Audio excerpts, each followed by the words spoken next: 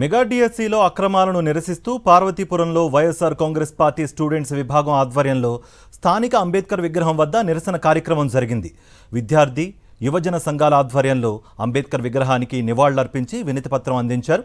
DSC అక్రమాలపై విచారణకు ఆదేశించాలని ప్రభుత్వాన్ని demand చేశారు.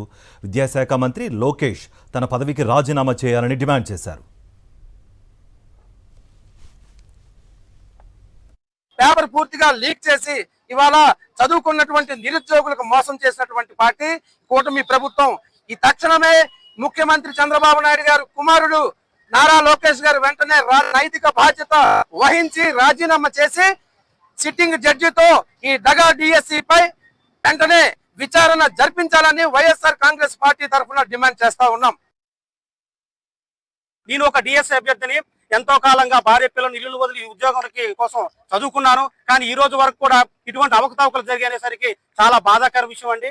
నిరుద్యోగులకు 3,000 రూపాయలు అని చెప్పి ఈ ప్రభుత్వం పూర్తిగా దగా చేసింది. కావున దీనికి పూర్తిగా నైతిక బాధ్యత వహిస్తూ లోకేష్ గారు రాజీనామా చేయాలని చెప్పి డిమాండ్ చేస్తున్నాము. అలాగే ఎటువంటి అభ్యర్థులకు న్యాయం జరగలేదు కాబట్టి సిబిఐ విచారణ జరిపి వీరందరికీ న్యాయం చేయాలని విద్యార్థి విభాగం తరఫున ప్రశ్నిస్తూ డిమాండ్ చేస్తున్నాము.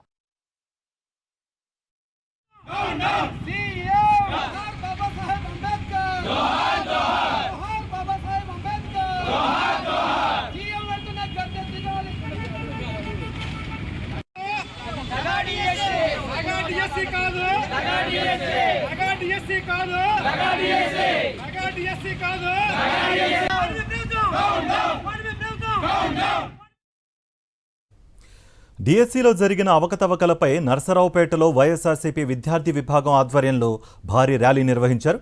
వైఎస్ఆర్సీపీ ఆఫీస్ నుంచి గడియార స్తంభం వరకు ర్యాలీ నిర్వహించి అంబేద్కర్ విగ్రహం వద్ద నిరసన తెలిపారు. ప్రభుత్వం నిర్వహించిన డిఎస్సి ఓ అక్రమాల పుట్ట అని అన్నారు వైఎస్ఆర్సీపీ నేతలు. విద్యాశాఖ మంత్రి లోకేష్ వెంటనే తన పదవికి రాజీనామా చేయాలని డిమాండ్ చేశారు.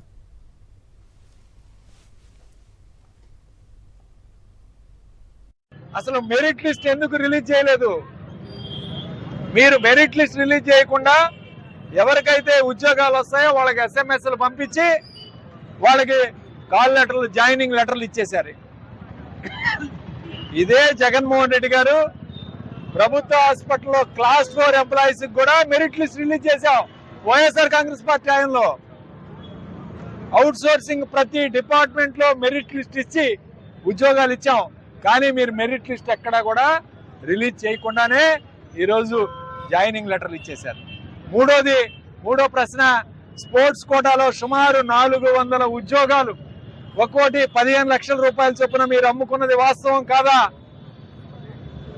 ఏ విధమైన ఆటలు ఆడని వాళ్ళని స్పోర్ట్స్ సర్టిఫికెట్లు ఇప్పించి మీ ఆధ్వర్యంలో ఈ యొక్క స్పోర్ట్స్ కోటాలో ఉన్న 450 పోస్టులు మీరు అమ్ముకున్నది వాస్తవం కాదా? ఏపీ డిఎస్సిలో అక్రమాలపై వైఎస్ఆర్సీపీ విద్యార్థి విభాగం పోరుబాట కొనసాగిస్తోంది. డిఎస్సిలో అక్రమాలపై విచారణ జరపాలంటూ ఆందోళన చేపట్టింది. రాష్ట్ర వ్యాప్తంగా అన్ని జిల్లాల్లోనూ నిరసన కార్యక్రమాలు చేపట్టారు.